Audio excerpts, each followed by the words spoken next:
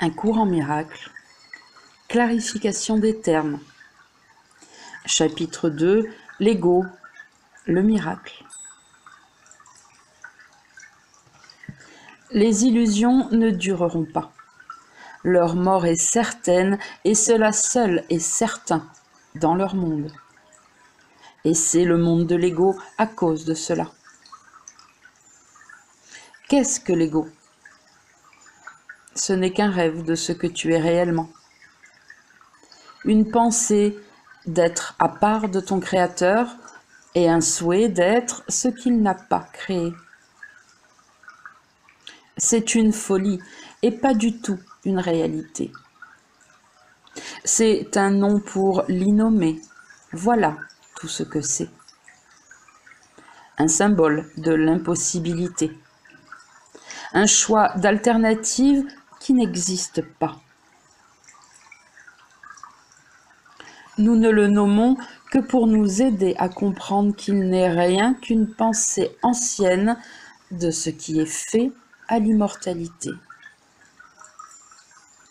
Mais que pourrait-il en sortir, sauf un rêve qui, comme tous les rêves, ne peuvent finir que dans la mort ?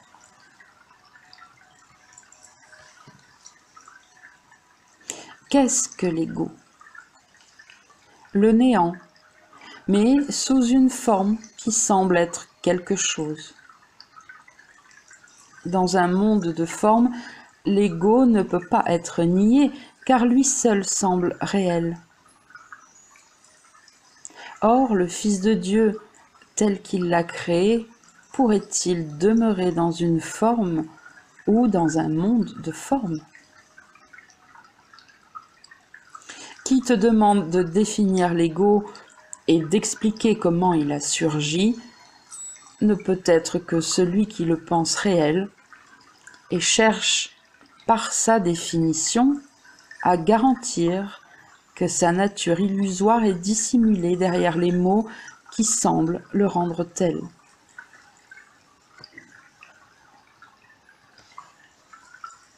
Il n'y a pas de définition d'un mensonge qui serve à le rendre vrai. Il n'y a pas non plus de vérité que les mensonges puissent dissimuler efficacement. L'irréalité de l'ego n'est pas niée par les mots, et ce n'est pas parce que sa nature semble avoir une forme que sa signification est claire. Qui peut définir l'indéfinissable ? Or, même ici, il y a une réponse. Nous ne pouvons pas réellement donner une définition de ce qu'est l'ego, mais nous pouvons dire ce qu'il n'est pas. Et cela nous est montré avec une parfaite clarté. C'est de cela que nous déduisons tout ce qu'est l'ego. Regarde son opposé et tu peux voir la seule réponse qui soit signifiante.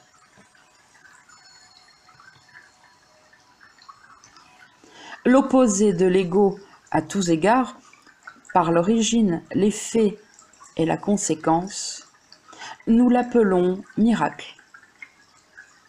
Et là, nous trouvons tout ce qui n'est pas l'ego en ce monde. Là est l'opposé de l'ego. Et là seulement, nous regardons ce qu'était l'ego. Car nous voyons là tout ce qu'il semblait faire. Or la cause et ses effets doivent encore ne faire qu'un.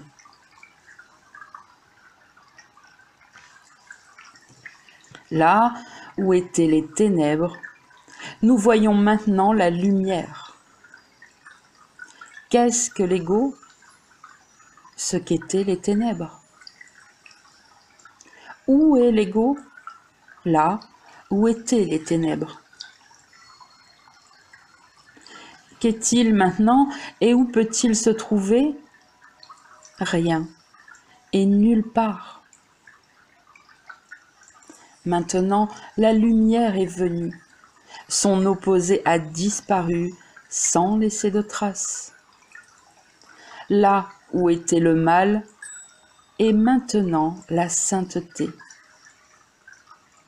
Qu'est-ce que l'ego? Ce qu'était le mal. Où est l'ego? Dans un rêve de mal qui semblait seulement être réel tant que tu le rêvais. Là où était la crucifixion se tient le Fils de Dieu. Qu'est-ce que l'ego? Qui a besoin de le demander? Où est l'ego? Qui a besoin de chercher une illusion maintenant que les rêves ont disparu? Qu'est-ce qu'un miracle? Aussi un rêve. Mais regarde tous les aspects de ce rêve et tu ne poseras plus jamais de questions. Regarde le monde de bonté que tu vois s'étendre devant toi, tandis que tu avances dans la douceur. Regarde les aides tout le long du chemin que tu parcours, heureux dans la certitude du ciel et la sûreté de la paix. Et regarde aussi un instant ce que tu as enfin laissé derrière toi et finalement dépassé. C'était l'ego.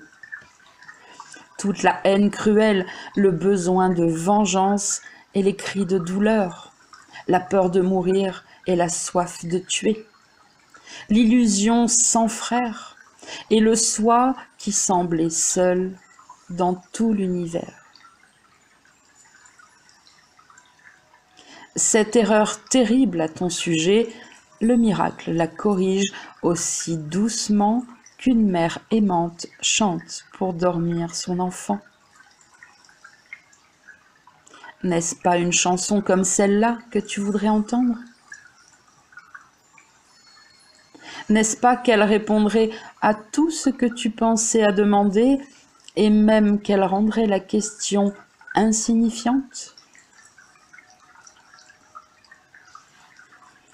Tes questions n'ont pas de réponse, étant faites pour faire taire la voix de Dieu, qui pose à chacun une seule question.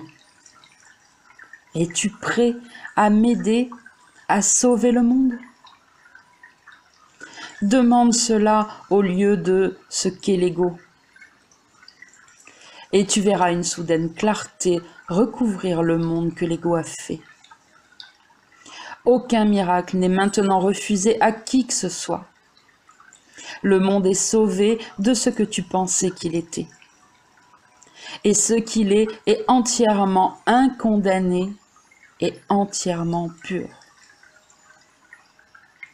Le miracle pardonne, l'ego damne. Ni l'un ni l'autre n'a besoin d'être défini, sauf par cela. Or, pourrait-il y avoir définition plus sûre ou plus en accord avec ce qu'est le salut? Problèmes et réponses sont là ensemble, et s'étant enfin rencontrés, le choix est clair. Qui choisit l'enfer quand il est reconnu? Et qui ne voudrait pas continuer encore un peu quand il lui est donné de comprendre que la voie est courte et que le ciel est son but?